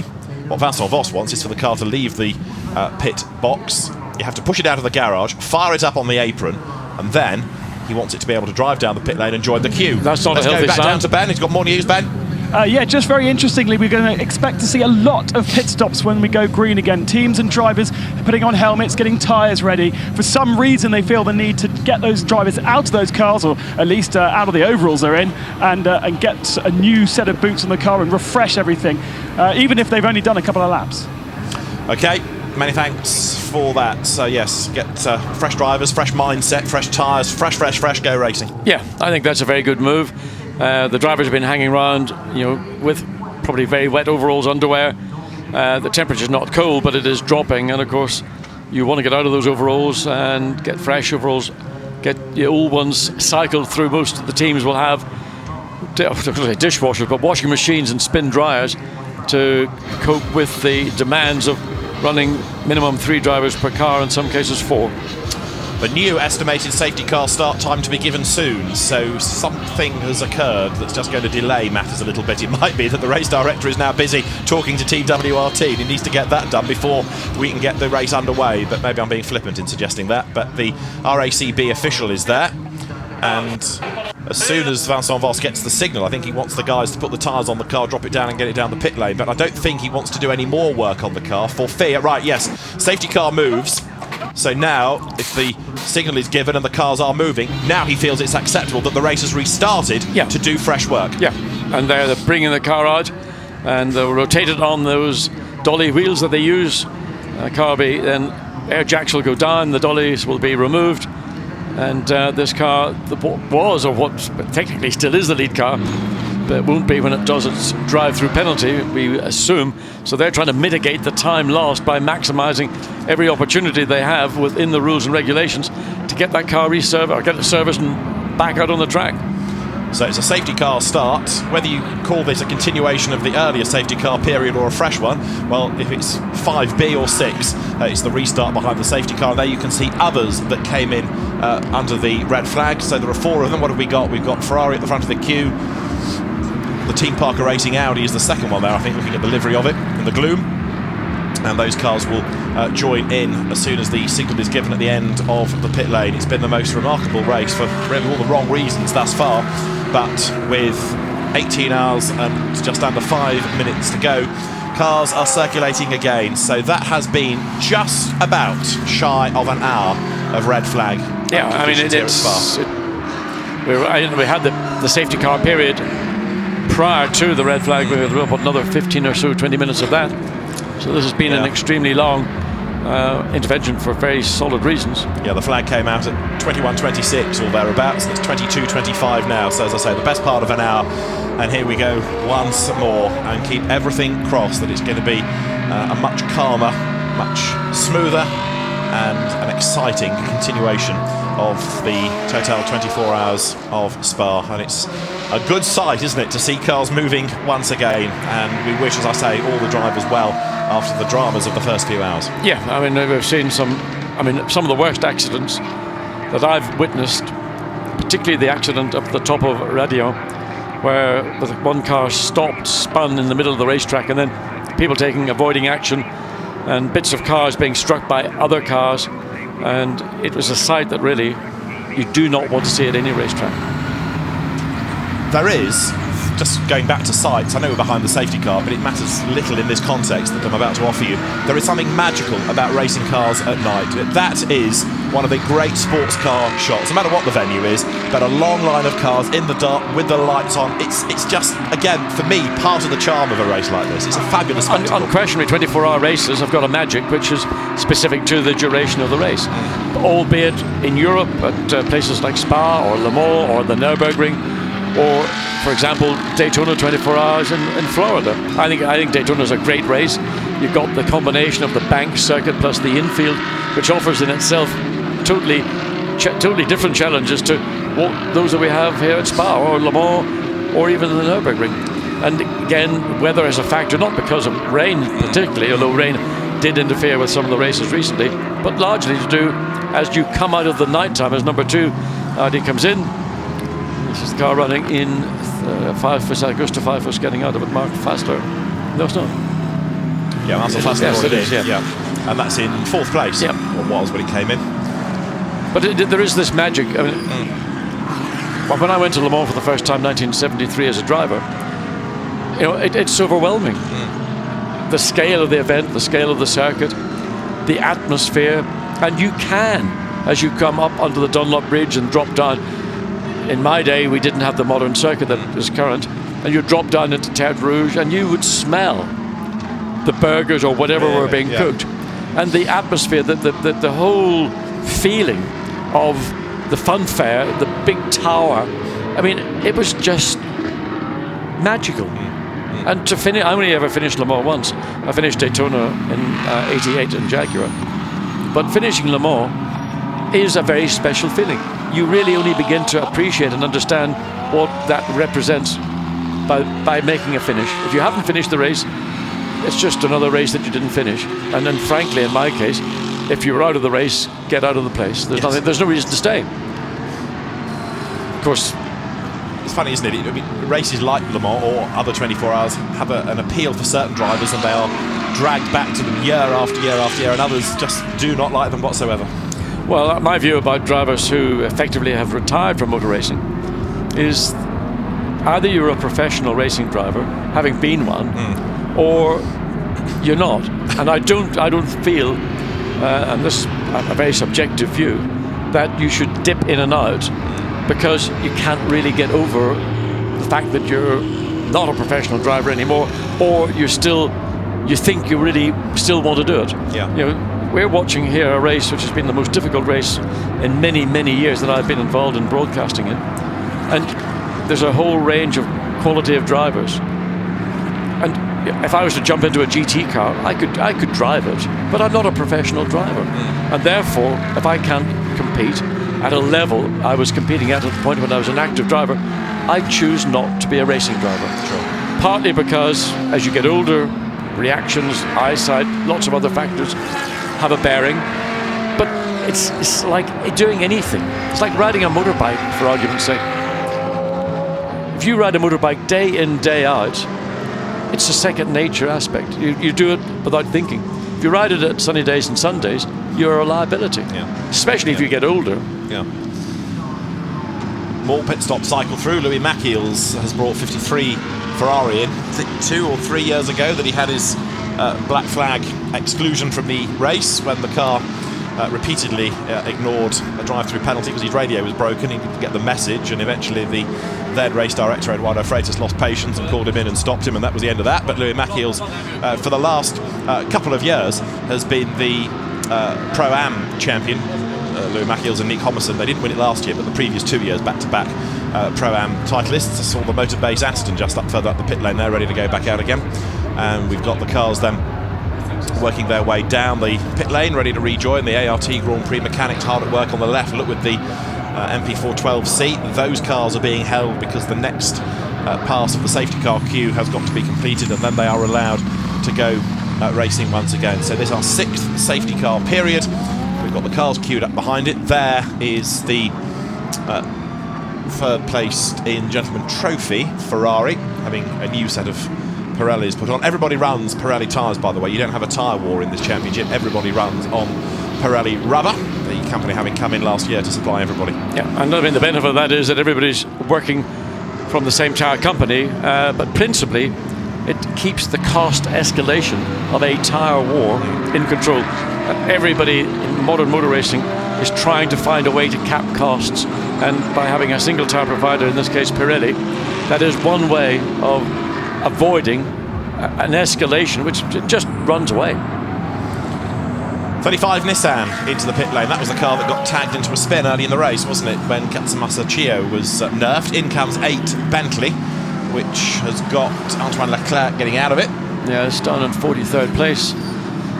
That car has also had its litany of problems. In fact, one of the Bentleys, when it was being started up on the start line, looked the right bank to be a little bit smoky. It did indeed. That was the 7th, wasn't it? Now that might just be a little bit of residue of oil in the turbo, and with the car coming to a stop in effect fairly quickly, turbos don't necessarily like being shut down, and then with all the heat that, again, the heat soak that is around the turbo, so you sometimes have to spin them down a little bit more slowly than particularly having to sit for a long time. There is that number 8 car in the pit lane. It is a great looking car, isn't it? It really is a fabulous car, this, and it's been a major, very popular asset to Blancpain in 2014. I mean, I just looked around today, and there was a parade of Bentleys, mainly of Continentals and Continental cabriolets, but some flying spurs and other product, and they're all great looking cars, and you know, performance. I mean, both the turbo V8s and the W12, which was the original engine configuration in the Bentley, a unique narrow angle.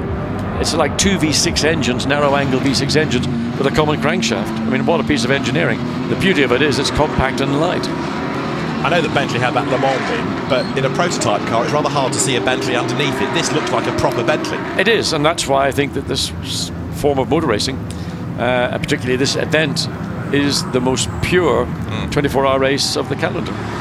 And it's a race that drivers want to win, not just because they want to win races, but it's got all the heritage, all the history, and it's a tough race to win. You've seen how all of a sudden your fortunes can change in this event, and it's an event that the teams, the manufacturers want to win for prestige, for pride, and for the history and the importance that the event all holds. So, with less than 18 hours to go, with that last hour of the cars parked on the track, we are back and moving. These, of course, laps all count within the race duration. As you see the HTP car, this is, I think, a very smart car in its Petronas livery. The Petronas sponsorship brought by Jasmine Jaffar, Formula 3 turned Formula Renault 3.5 racer, who comes GT racing this year. It was Max Goetz that brought the car into the pit lane. And the stalwart fans in the grandstand overlooking the pit straight. If you get the right row of seats there, you can see La Source, the bus stop, over to Eau Rouge. You get a good view of different parts of the circuit from this really high grandstand overlooking the pits, and of course you can see the work right in front in the pit lane itself. For some reason, and I've been guilty of this too, when you go to an event, always prime position is being in front of the pits. And in fact, the bit of the racetrack in front of the pits is not necessarily the best viewing, but it gives you a hint of what's going on. You want to see the pit stops, you want to see the interaction going on between the various teams, and all you're seeing are cars going past on a straight line into La Source. Firework display has started, as if we hadn't had fireworks already. These are the official ones, which is all part of the spectacle. And it's another distraction for the drivers, isn't it? You're concentrating on doing a lap time or going for a gap, and suddenly something shoots off into the sky that could just, out of the corner of your eye, be a distraction. But the drivers have to focus, and the temperatures, of course, now drop. If you do get a clear lap times are going to be faster at night when it's all a bit cooler. But as we've been talking about over the course of the race thus far, clear laps around here, even with now quite a lot of cars missing from the entry, it's still very hard to find. I mean, you have to get, if you got one clear lap and 20, you'd probably think you got a good result. Yeah. We started with 61. We have 53 that are still classified as being running. Those that are officially retired, taken off the timing screen, and they are therefore out of the race officially. 53 cars are still circulating, or still in the race. So we have the cars then ready to go racing. Safety car is in this lap, and in race control they must have everything crossed that we can get through a good few hours now without further dramas. So it's time for a deep breath, and the drivers maybe after that stoppage will have a different mindset, but we'll see. I mean, I would like to think that we've had a serious incident down at the far end of the racetrack, and drivers have had time now out of the car to mull through what is taking place. The officials in race control, you can see there with the timing screens, so they can see where cars are on the track. What the data is there is 84 Mercedes in the pit lane, so that's the Ben Schneider car. Nico Verdonk's just brought that one in. It is Nico Verdonk, Ben Schneider and Harold Primat, who I don't think has had a go in the car yet, so maybe it's time they put the ex-single-seater man in it now. I think he might have had I noticed his name, I think, at one point, but because of all these interruptions, and teams have been doing maybe short stints with one driver and then coming in, pit stop, refueling tyres, taking advantage of the problematic event that we've had so far today. So it really has been tough for the teams, tough for the officials in race control who've got to juggle the regulations and have so many things to look at. There's a whole army of people working away in there. It's not just down to Alan Adam or his assistant Jackie Groom. There's a whole army of people, both the regular series officials and of course the Spa circuit officials of the RACB working together. So we go racing then this time around. The safety car will be in this lap, and the headlights stream down to La Source, ready to turn their way through the tight hairpin and then accelerate off downhill. So the entry for Spa, just to reiterate, purely GT3 cars, 61, all of the same specification, not multi-class as it has been in the past, and indeed other 24-hour races are, but it's 63 cars, all of the same specification. The only difference and the only reason for the classes is because of the driver grading, Pro-Am, Gentleman Trophy and so forth. And I mean, by deleting different categories, you've got everybody on the same playing field. Exactly. Then, you know, if you put a professional driver with a gentleman driver, or however you choose to run your car entrant or your car entry, that's simply in your hands. But the performance of a car driven by a professional in terms of its overall lap time capability is no different to that of a gentleman driver car. Now, number 3 Audi, which if you remember is the rather unhelpful black car, now it's in the dark, has just come into the pits, but it ain't stationary, so I think it's just served its drive-through. So number 3 Audi, which is there, I think about to join the queue. Yep, it is, 01, it's done its drive-through. 01 is not the number of the car, it's its positioning class, leading Pro Cup. So it led when it came in. Is it going to go out in the lead of the race, or will Edward Sandstrom take it over? He is going to keep the lead, I think, looking at where Edward Sandstrom is on track. He's in the second safety car train that's going up to Le Combe at the moment. Just to add to the fun, the fire alarm in the media centre in which we are housed has just gone off. Anyway, Down the pit lane come one or two more cars, which will form up in the queue, ready to go racing once we have the signal given. And the safety cars, plural, will be in this time. And as the lights flash at the funfair, that's the grandstand, the old grandstand overlooking the endurance pits. Another, we keep using the word iconic, but that is the iconic start at Spa. It's in all the photographs, and it's timeless. I mean, Silverstone's got the same. Yeah. It's got that iconic old pit complex. We go green flag. Back to racing. So we restart here at Spa. It's 20 to 11 local time. And straight away, the pro drivers are on their toes, aren't they? Trying to gain track position, heading down to La Source as they thread their way through. And number 3, Audi, led when it made its drive-through penalty. We need to see where it feeds back in, because cars, I think, have been released from the pit lane now. Up to second has come Laurens Vanthoor. Third will be Edward Sandstrom now. And we work lap number 99 in the Spa 24 hours. And we are back and racing once again. And there is the magic of Spa at night time. But again, everybody now, I think, fully aware that this is an event that needs to be treated with respect, and competitors likewise treating one another with the respect that this racetrack, it is a demanding racetrack. It deserves, it demands.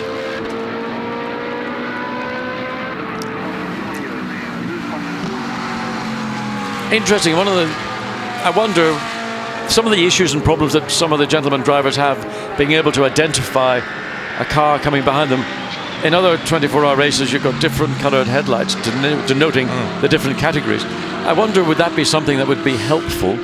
Just to give a driver not have the pressure of not knowing. Just if he saw a yellow headlight or whatever the colour might be that they choose, that it would simply allow a driver not to have to worry every time a car is in his mirror. Is this a quick car? Is it a gentleman car? What is it? It's definitely a thought, isn't it? So it is then Audi's 1, 2 and 3 at the moment. The WRT cars, Mies ahead of Vanthoor, ahead of Andre Lotterer, who got into number 2. Lucas Lohr, number 77 BMW. Lucas Lohr, he's currently running in 4th place. Edward Sandstrom is now 5th. And it is Harold Primat that has taken over 84 Mercedes, so he has got behind the wheel, and that car currently classified 6th, but the order will shuffle at the end of this next lap as more dive for the pit lane. Yeah, another of the Audis coming in. So the recycling that's going on, I mean, they've waited a couple of laps under the green flag and then popped into the pit lane, but it's number 3 that's back in. Yeah. Now, is that a secondary penalty? It could be, because are you allowed to do your drive-through penalty under a yellow flag, which is what we had just now when the safety car was still out. So if you can't do it, then this makes sure that it's a proper drive-through. It could be more sinister. Let's have a look. Well, I think it's going to be a drive-through. By the looks of things, we're seeing the Audi not breaking off, not coming into its pit box, and it's going straight down the pit lane to do a 180-degree turn to go down then the original pit box. So it's been a penalty served under green, as well as the penalty served under the yellow flag. So that ought to be the end of the affair. Should be, and it kind of, you could argue, balances out now, because if it's 2 enforced drive-through penalties, then that's another minute that's been lost. So yes. Having done one under a green flag, that satisfies the regulations, and the car will lose time, but it won't get, one hopes, any further penalty for all of this. I would assume that that's the penalty that's been served, and it's probably been served realising that, you know, they were looking at using the rule book fairly, but in some people's eyes maybe slightly unsportingly. Consequently, I think that the second drive-through under a green flag conditions, again bearing in mind that half the field was stuck out in the middle of the racetrack, and they weren't able to do anything or take advantage of doing what we saw with the number 3 car. So it's maybe a punishment for the field rather than it is just simply to the WRT team. So effectively, what it has lost is 2 minutes, not 1 minute, because it's had 2 drive-throughs. And just to clarify, you've got to do it under a green flag, so they have done that. But there was also a drive-through before when they were trying to limit the time and do it under a yellow. So they lost less time relatively there, but even so, the books are balanced, I think you can say now. Christopher Mies then leads by 13 seconds, or did, from Laurens Vanthoor, but he will have lost that lead now because of serving the drive-through. It was 13 seconds when Vanthoor came over the line. Number 1 Audi should now be ahead. We're looking at the exit here of campus, and a completely different look to the circuit now, because drivers are hunting to find the apex in the dark. You've got the quick cars charging through, and it's all a bit heart in mouth. Yes, and I mean, there are a lot of cars at this part of the track at one time, and quick cars are being very decisive in what they're doing. But as again, the problem is, do they know who it is? Do they know this is a pro-driven car, or is it a Pro-Am? We don't know. And that is, I think, particularly coming out of this what I call Stavelo, or the Paul Frere curb, it's an additional pressure, which is maybe a pressure that is just a little bit too many for some of the drivers. So 100 laps are done. It's taken us a long time to get to 100 laps this year, but we've done 100 now. Number 1 Audi, Laurens Vanthoor, leads the way.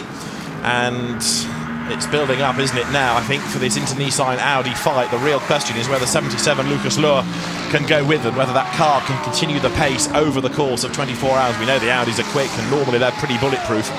The BMWs have been a bit fragile in the past, but Mark VDS think they've got on top of the reliability issues for this year. Cars then go for the lap number 101 into Les Combes, and it's now 40 seconds between Laurens Vanthoor and Christopher Mies. So the extra drive-through cost him time and cost, as I say, the race lead. So number 3 now falls back into second spot. And am I right in saying that James Nash still hasn't had a go behind the wheel of that car? I'm not aware of seeing James Nash on the timing and scoring, unless the transponder on the car has not been responding. But we certainly don't remember seeing James Nash's name come up, which is, well, we're coming up to this, what, 6 hours and what, another 15 minutes. I have seen James in his overalls. He was in the Audi catering area a little while ago, but no crash helmet in hand. He had light salad, but no real impetus to get in the car. I mean, Alistair McCaig also told us that he's not going to get into the BMW until probably in the next half an hour or so. Yeah. And I mean, if you're, put it this way, you're a gentleman driver, is not going to drive until it gets dark. I understand part of the reasons why it was positioning after 6 hours, or at the 6 hour mark. But it's a big ask to put your gentleman driver into a car at a demanding racetrack as we are right now in these conditions. I think Alistair's going to be cautious in his opening laps.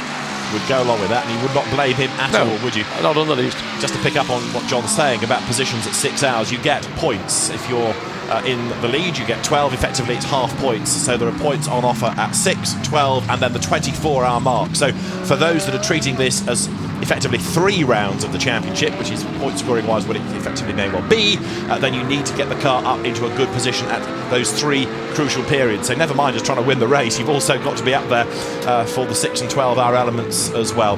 And that's where a good team leader, team management could actually not pay dividends, but literally pay for some of those good decisions by making sure that at the right moment that their car is in that position, that paying position. Up through Eau Rouge, over Radio, daunting in daylight. I mean, some of these cars have additional lights fitted to them. In Paul Ricard, actually, a number of cars choose not to run lights. Primarily, those lights are sort of slightly angled outwards to pick up your curbing or your clipping points, and some cars using them more than others.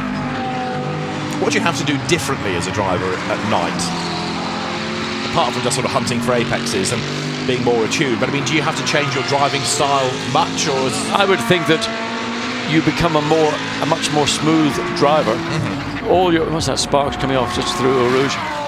You have to, all your inputs are probably a little bit less aggressive, and sometimes as a consequence your lap times are quicker. Right. If you're overly aggressive, it doesn't always mean you're going to go quick.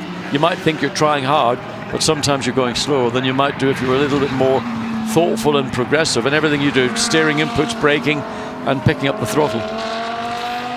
Now you're looking at the second place Audi with Christopher Mies, and this was how the car showered its way with the sparks flying through Eau Rouge.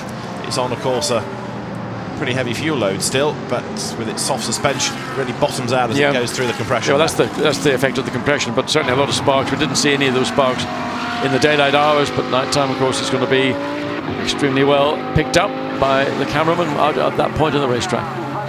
camera crew's had a long day as well, and some great pictures they're giving us as you look at Christopher Mies then hustling on. In the first sector he was not as quick as Laurens Vanthoor, and so the number 1 Audi, which is the Vanthoor Rast Marcus Winkelhock car. Marcus did the first stint but hasn't done a lot since. That is the car currently leading the way and getting away as well, with the margin widening within the first sector. Well, this is Laurens Vanthoor's race to lose, really, more than anything else. We've talked about him being the cream of the Audi R8 LMS Ultra Pro Cup. That's Andre Lotterer in the sister car, of course, the winner of Le Mans this year. Yeah, that's the car running in 3rd place at the moment. But it's, I mean, when you've won Le Mans in a car like the Audi R, whatever it is, 18 or something like that, you know, phenomenal piece of equipment. And then you come into a production-based GT3 car, and you just wonder, how good am I in reality? I mean, I think I'm pretty good, but in these cars, they're a great leveler, and the skill is, as I mentioned, I think a number of times now, is being able to use a car with very little downforce and a lot less mechanical grip than a GT car or a WEC car has. And that's the skill that Laurens Vanthoor has. And some drivers, actually, they haven't got the ability to move up into the very high downforce cars. I think René Rast particularly was an example when he did DTM. Yes, he just didn't work for him. Yeah, and that's why DTM teams bring people out of Formula 3, because they're used to the aero and the downforce. Absolutely. Yeah, exactly right. But in this, in fairness to René Rast, he really has excelled, and so has Laurens Vanthoor. Yes. So this new wave of heroes comes through. 77, Lucas Luhr there, 4th place in the BMW, heading out of La Source then. And what are his lap times like? His last was a 2:22.8. He's on the same kind of pace as Christopher Mies, and quicker, in fact, last time through than Laurens Vanthoor. So although the car's got some time to make up, it's on the right pace. It's just not lapping quick enough to bring down the gap. No, I mean, the pace of 2nd, 3rd and 4th cars are all in the 22s, which is a very quick pace, bearing in mind we're in night time. Oh, the Audi is plenty well illuminated, so every opportunity to pick out your apexes and knowing how far you can run on the exit of a corner. And that is just, you know, burn the back of the paint on your road car if it got close to you. 26, Edward Sandstrom. As you look through the darkness, the illuminated numbers display who it is. And he goes then down towards Bruxelles now. So Edward Sandstrom again on the lead lap, still because of all of these interruptions. Not that many people have lost laps. And so Edward Sandstrom is on the lead lap. He's in 5th place. Harold Primat is 6th in the 84 Mercedes. And then in 7th place now, we've got Darren Turner leading in Pro-Am in the Aston Martin. Well, there is part of the entertainment on the big screen. And that is a distraction. Yeah. Because when you're coming out of La Source, your eye line is going to catch that. And you wonder what tune they might be singing. What about these fireworks going off? Did they distract? There must be like a speed camera flashing. I've never found those particularly distracting. Okay. One of the big distractions, though, I did find it again in Le Mans, particularly where it is on a road circuit, where they have got a myriad of illuminated or luminous signs, particularly in the Mulsanne Straight. You got so much flare from the headlights that it would bounce back, and it was quite distracting. So it made you, it's a bit like serving into the sun a tennis ball. You've got to find a way to avoid getting your eye into the eye of the sun. They sound dramatic, these fireworks, and mine look dramatic. So on the infield of the circuit, the driver's trying to concentrate, and but they'll be going on. They'll be spinning the cordite in those fireworks. Yeah. They'll go. Yeah, it's fireworks. We mightn't see them, not always, but we will smell them. We'll smell them. It's all part of the appeal of a race like this. It's not just about trying to survive and survive quickly for 24 hours against the opposition. Quick look at how Pro-Am stands. You can see it for yourself on screen. Aston Martin back ahead of the Ferraris in this real seesaw battle that we've got there. Other factor, of course, we haven't given consideration, David, is these drivers had over an hour, or about an hour approximately, out of their cars. Yeah. They'd been in the car maybe 15, 20 minutes, including running behind the safety car. And now they're back in again, completing a stint. They must be starving. Yes. And to a lesser degree, hydration. They've probably managed to get some water. We saw the water being distributed to drivers, but certainly, they eat basically to do the stint they're doing. eat little often rather than a lot a little. And so for some of them, heading to the end of a stint can't come soon enough, as go have something to eat and a bit of rest as well, and a chance to catch up on the data of the car and to try and plan the strategy for the rest of the race and how the team is going to deploy drivers now to get the best out of it.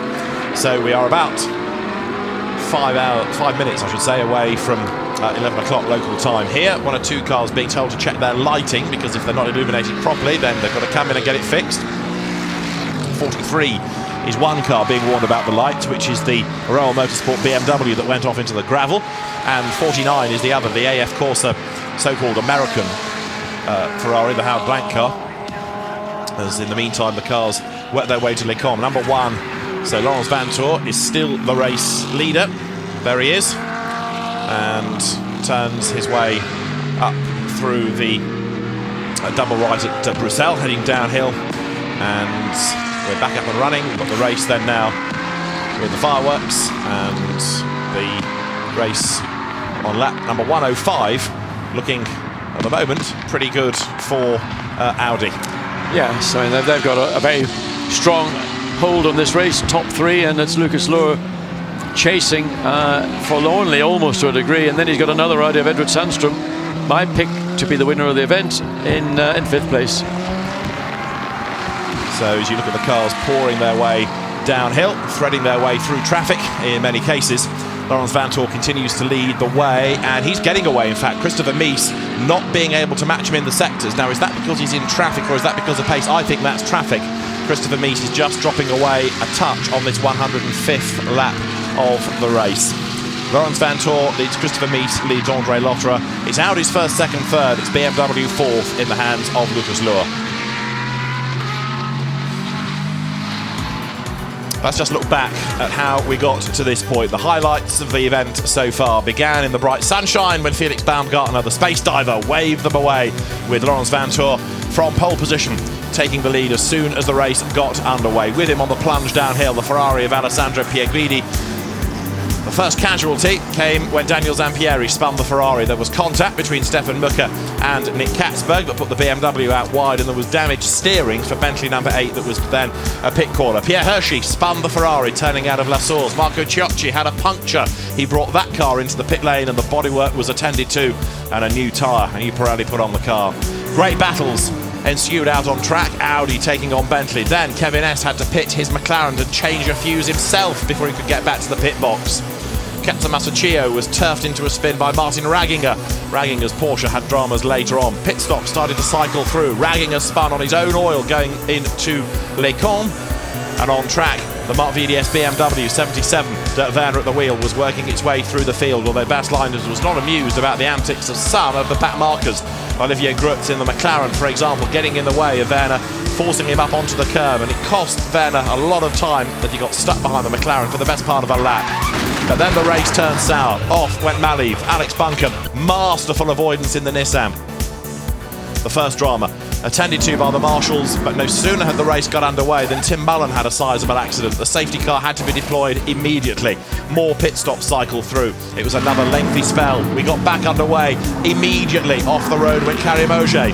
Safety car was deployed once again. Karim Auger a bit bruised and battered, but as the safety car was deployed, Jörg Müller cannoned into the back of Giacomo Piccini's Ferrari. It did damage. He had a power steering issue. And then as the race got back underway, off spun Andrew Danilov and created mayhem. Andrew Howard's Aston swiping into him. Massive damage and a fire for the Aston, and more piled into the wreckage. Seth Dusseldorp was out of the race as well. When we were just about ready to restart, a green and a yellow, rather confused René Rast, who backed right off to avoid getting any other sort of penalty. On track, battles continued and contact ensued as 1-1-1. Steve Earle was tapped into a spin. He limped the car back with its broken suspension. The car ultimately would have a big accident, sad to say, with Marcus Mai at the wheel. After its repairs, 66 BMW was brought back onto the pit apron. On track, Alessandro Bonaccini and Alexei Vasiliev tangled at the source. They both rejoined with time lost. And then we had another yellow flag with another incident out on track involving Vadim Kogai and Marcus Mai, and the race had to be suspended to allow drivers to be taken from the circuit for medical attention. Number 3 was a car that pitted under the red flag. It shouldn't have done, and therefore a drive-through penalty was given to the car that at the time led the race. It was a strange sight, with cars parked on the pit straight and parked on the far side of the circuit as well. Discussions continued down in the pit lane.